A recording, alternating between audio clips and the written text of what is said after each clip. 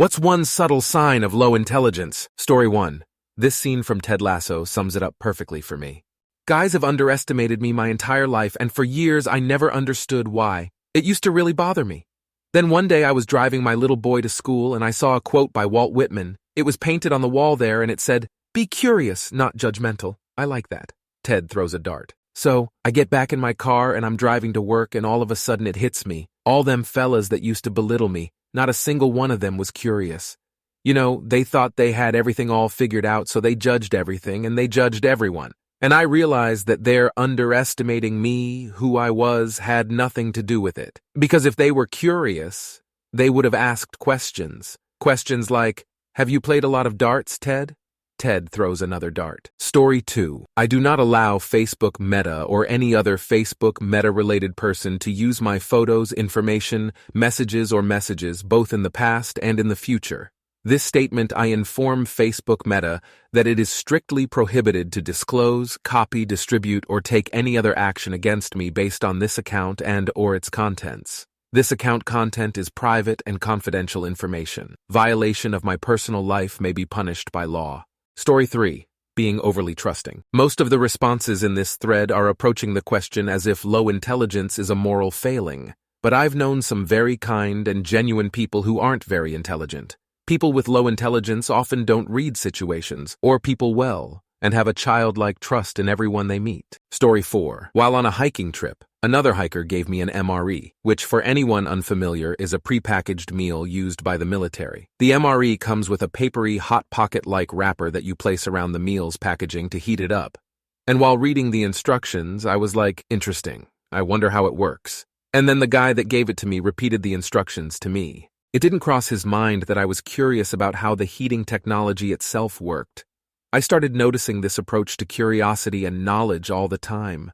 Lots of people only care about understanding things just enough to get some personal value out of them, and just don't care about anything deeper or anything bigger picture. It's just a fundamentally different relationship with curiosity. Story 5. When someone tried to argue generalities. If I say basketball players are taller than hockey player, naming a random hockey player that's taller than a bunch of basketball players shows that you can't have a productive conversation on any topics that involve general trends. Story 6. One thing I've noticed is that they'll misinterpret stuff. A friend of mine got heavily into religion and brings up Bible verses and stuff all the time, but it'll be weirdly out of context. Or they'll try to explain an aspect of Christianity, but it will be wrong. And before they got into religion, they'd do the same thing with other topics. And you could say something like this is not subtle, but it kind of is. They're not egregious mistakes, just weird interpretations that are a bit off, or factually incorrect info that seems to come from a misunderstanding. I pick up on it with this specific person because it's always with topics I am deeply interested in. With Christianity specifically, I studied it academically in undergrad, and am a regular churchgoer. So I know my shit. And I can say this person doesn't, but they think they do, which is where the low intelligence comes in, emo. The same person also tried to learn how to play an instrument without learning the basics of how to read music, and they also tried to write poetry without learning the basics of form. Why? I guess that's the biggest subtle sign, when they don't really want to do things that require a bit of brain power. Story 7. Limited vocabulary and language skills is a subtle sign if someone has an intellectual disability or impairment. I think some of these answers are projections like, they won't change their mind when presented with new information, is also known as, why won't they admit I'm right? Story 8. People who get freaked out and call you random when you're being funny/goofy. It takes higher intelligence to be able to let loose and goof around, make silly jokes, when lighthearted banter is met with, are you high? That's weird/so random. Okay. It signals to me that they are unable to use their environment to make puns or goof around and get intimidated, then resort to judgment of you joking around. Story 9. Lack of empathy. And no, I'm not talking about social or emotional intelligence. The ability to see things from the perspective of others and understand those arguments, whether you agree with them or not, is a big foundation for empathy and also indicative of intelligence. Story 10. I'm a college student right now, and in my English class, the professor assigned us a research paper. It wasn't meant to be an argumentative essay, legit was just a way to show us how to write in MLA format. The professor also asked for volunteers to submit essays for the class to give feedback. One of the essays was about abortion, As soon as the word abortion was said, one of the female students got up and gave an entire monologue about why abortion should be legal, and the rant eventually devolved into an "I hate old white men" speech before she flat out walked out of the class. Reminder, this was only when the professor said the word abortion. The essay itself wasn't even argumentative and instead just presented statistics, just like how it was assigned. For me, a sign of low intelligence is when you get immediately triggered by one word, without even getting the full context. Story 11. Rudeness towards servers, checkers, clerks, basically anyone in service who does something for you. When someone is working and trying to help you and use that opportunity to make them feel like shit, it shows you have no intrinsic value, so you think you have to act important. Confident, experienced, and educated people do not have to act like anything. They get off on creating, building, thinking, solving, and doing, and they can envision how hard that person's job is, and they would never think to make it any harder or make someone feel small. Also, low IQ people are shit listeners and are very egoic. They can't take criticism because if they are wrong, it's like dying to them. Stole this from Eckhart Tolle. Whereas high IQ people have no trouble being wrong as it means they can learn, and they would rather learn than stick their head in the sand just to stroke their own ego. Also, people who don't use their turn signal are basically special needs adults. Story 12, lots of things. Several major signs I've noticed of late, though. Believing that people who are opposed to you are unconditionally evil, and, likewise, that your asterisk side is unconditionally the good side. I believe in science. This isn't a knock against science. Rather, the people who say this tend to be little more than blind zealots who are actually quite stupid and do stuff like condemn anyone who is religious simply for being religious. Once again, this isn't about science. It's about dumb people doing dumb things in the name of science. Oppressed versus oppressor views. Especially since they're frequently combined with a mindset that it's acceptable to do a bunch of bad things in the name of overthrowing the oppressor. This results in a bunch of insane things and idiotic actions because it will fight against the oppressor. A mindset in which approval of a subject means approval of the most extreme form of said subject. Likewise, refusal of said extreme form equating to refusal of all forms, including lesser, more mild, reasoned forms of said thing. I feel like if you meet someone who expresses these ideals, the result is not dealing with an intelligent person who can make logical discussions or even just realize they don't know enough about a subject to give anything more than a basic weigh-in, but rather a low-intelligence zealot who will try to enforce their own radical political ideology and consider you all the worst things if you disagree with them even slightly. Story 13. I think a lack of compassion. Compassion is so closely related to the ability to see things from a different perspective/point of view than your own. There are intelligent people who lack compassion because they're not nice people, but I think there are also people who just don't have the ability to consider those other perspectives, and it colors their worldview. Story 14. When I'm getting to know a person and I notice they can't really begin any conversation about any abstract concept or broad idea, I can usually conclude they aren't very intelligent. They tend to only be able to talk about superficial things or other people, because deeper topics generally will require a higher level of critical thought and analysis. Story 15. People who think they are smart or know it all. It just goes to show the Dunning-Kruger is real, and these people wouldn't be acting like they are if they truly had any form of intelligence. Truly intelligent people would know that there is so much that they don't know and have to learn. Story 16. Saying the right thing with really bad timing. Like responding to "how's it going" with a super quick "good you," for example. People who slow down, react genuinely, and really listen seem to have the highest intelligence. I also appreciate when people decide not to contribute to a conversation in groups, like work meetings, unless they have really meaningful and thoughtful input. It's like everyone's ears perk up when that type of person speaks. Story 17. Confidence in their opinion that is proportionate to their actual knowledge. A smart person knows what they know and are fairly confident in it, but leave room to be wrong, and also knows what they don't know and are less confident in it. A dummy is extremely confident about everything and impervious to new information that would change the mind of a reasonable person. Story 18.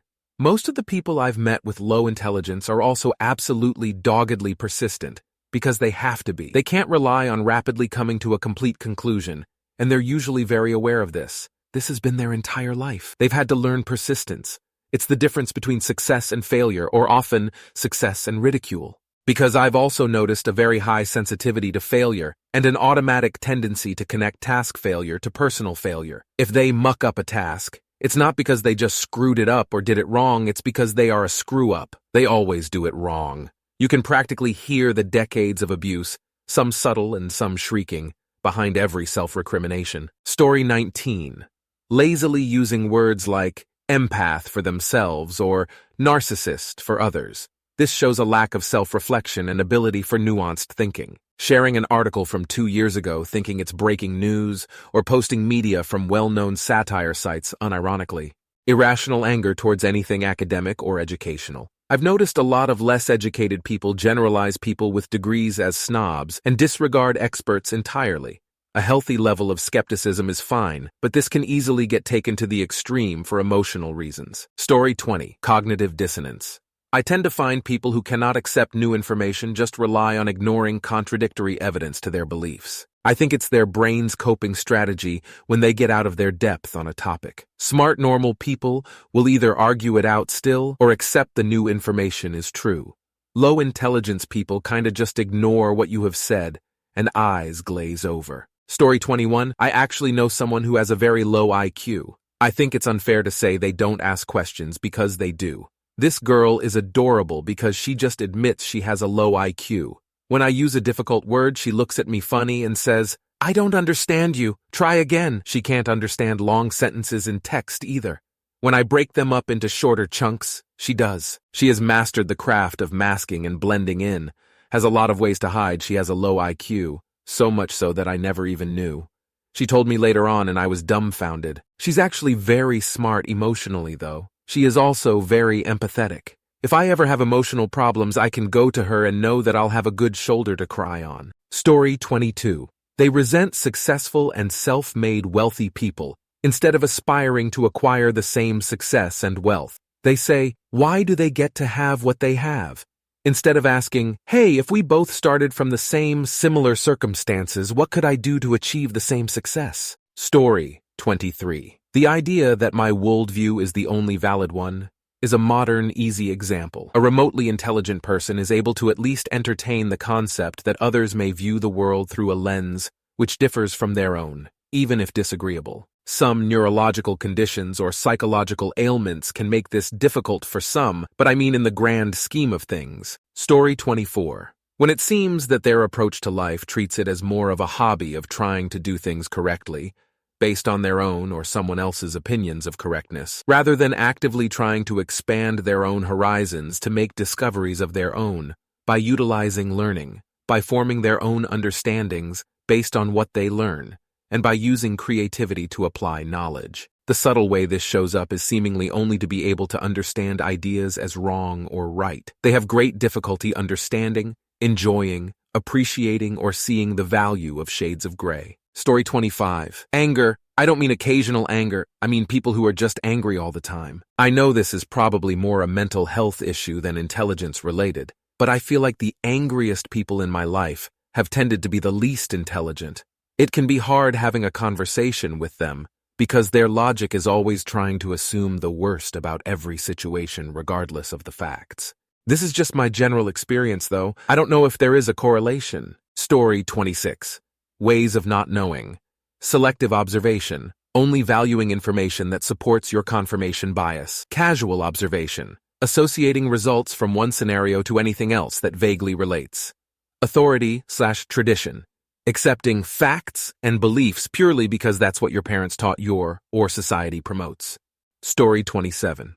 Once I catch them making one too many blanket assertions about the private motivations of other individuals, as if it were simple fact. They might even be right every time, but that doesn't matter. It's the first bad habit that every intelligent person I know doesn't have. Story 28. Explaining obvious common or basic things to other people. So many people will project their own level of intelligence onto you or worse, especially if you're a woman or quiet or disabled, etc. If you're truly smart, then you realize that other people likely are already aware of things. You might ask them before explaining. Low intelligence people explain things to others, assuming they are imparting special knowledge, Story 29. Intelligence is kind of subjective because people can be very intelligent in many different ways. If you subscribe to the theory of multiple intelligences, which I do, then you have to consider, for example, that someone who is good at one thing may be bad at the other. So you have to identify what are the fundamental cornerstones of superior intellect. So if you combine sports, music, reading, languages, and charisma, that's how you should really identify someone who is truly intelligent. You can have a person who can play 5 instruments and calculate sin and tan by hand, but are awful dancers and can't engage in conversations about politics, history, or the arts. Likewise, you can find someone who is a 4th-degree black belt and a stand-up comedian, but can't do simple math. Therefore, when considering levels of intelligence, the average person is proficient in at least 2/5, with unintelligent people having 1/5 or less, and savants having extreme ability in one but a fail in most other areas. Smart people are generally got at 3, with genius level being good at 4. Nobody is good at all 5. Therefore, to me, the mark of low intelligence is just being mediocre at everything. Can't catch a ball, can't lead a conversation, can't do basic math, can't draw a picture, and can't make music. Even if you're good at one of those things, if you aren't good at another, you're low intelligence. Story 30. Lack of competence at simple things usually indicates either low intelligence or occasionally genius-level intelligence. The difference is people with genius-level intelligence can often have problems with really simple everyday things, but can understand and solve incredibly complex and difficult issues that are way above most people's heads. Whereas people who have low intelligence can do neither. Story 31. Thinking you can learn everything about a topic just by encountering it once or twice. Many people don't realize how much repetition needs to happen before you have a true understanding, and that you need to keep up the study, or risk slowly forgetting it. You can't just watch all the science YouTube videos and be smarter than a physicist or engineer. Like any sport, trade, or talent, you use it or you lose it. Story 32. Personally, I don't think the differences in intelligence between most people are as big as people think. A lot of the qualities or flaws that people ascribe to intelligence are actually aspects of personality. For example, I don't think the intelligence required to do advanced mathematics is significantly more than the intelligence required to drive. Most people are just not motivated to tackle maths, and their lack of practice compounds throughout their education. At the end, in order to not blame their own laziness, they just say, "I'm just too stupid to do maths." They're not too stupid. They just didn't put in the time and/or they got poor instruction. It's not a coincidence that many of the people who do best in maths have parents who did well. It's not genetics. It's that their parents usually are able to help them learn in ways parents who don't know maths can't. Story 33. Understanding analogies. I was watching a video of a sheriff who was being interrogated for violating someone's civil rights, and the FBI officer asked him, "If you could go back in time, would you do anything different?" And the sheriff laughed and questioned him, "Is there a time machine? Does that exist? LOL, what is this sci-fi?" And then it hit me. He didn't understand analogies. He can't make that mental jump between what is real and what is imagined. Story 34. Mispronouncing words and thinking they are correct. A guy's ordering a sandwich and wants jalapenos peppers. You call it back pronounced correctly, jalapeno. And he wigs out that that's not what he wanted, basically thinking you are now talking about two things. Also, some people that say they are OCD and that things have to be played out a certain way or it's wrong. It's not wrong, they just can't function if the world doesn't set things up so they don't have to analyze everything they see. Story 35. I used to think that people who watch motivational content or visit spiritual natural healers are of low intelligence. Over the years, I found out that these traits are much closer related to anxiety and emotional control than to intelligence. I feel like a lot of answers here are more aligned with arrogance, lack of humility, or emotional problems than with actual intelligence. All people who think filtering information from inside the bubble or believing in some sect is a sign is low intelligence. It's mostly not true. These are just humans seeking emotional comfort. Admitting to own mistake is the destruction of the comfortable world view where things are black and white. Imagine how it feels you were the bad one after believing you were on the righteous side this whole time. It's a shameful, painful experience that one must protect oneself from at all cost. The more intelligence, the fiercer the fight. Whenever you see information that confirms your bias, it just feels good, and some people are very prone to seek that pleasant feeling, just like some people eat too much sugar or smoke cigarettes. None of these things directly map to high or low intelligence.